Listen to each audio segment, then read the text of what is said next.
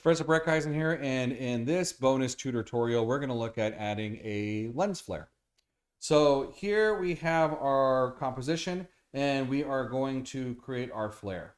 In order to create the flare, we're going to use an adjustment layer. So we're going to right-click down here like we normally would, and instead of choosing a solid, we're going to choose an adjustment layer like this.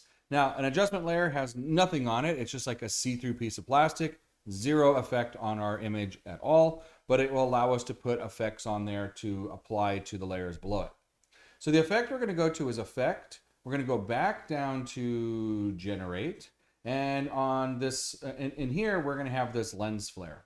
Now it's a pretty cool effect. You can already see that it's on there. We can take the little circular node right here, the center of this node, and we can kind of move it out, and it starts to act and replicate what a lens flare would look like. Maybe if we had one on the sun, if we had one over here on a window. What we're going to do is we're going to put one on this light because that's kind of the pinpointed bright source that we're looking at.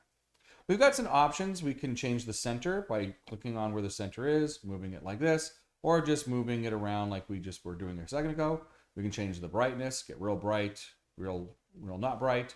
We can change some of the features here to make it look like a different type of lens. Kind of depends on how you want it to look. These are going to be kind of limited, and there are some really good resources out there, plugins that you can get. Video Copilot, it's got an excellent one called Optical Flares. It's a few $100s, but it's worth getting if you ever want to work with flares inside of After Effects. We can also blend with the original, which is kind of like decreases it until it goes away. It's almost like taking the blend, the opacity on your layer, but putting it over here in a slider. So basically what we're going to do, I kind of like this redder one right here, kind of matches our scene a little bit more. And I'm going to place this right where our light is.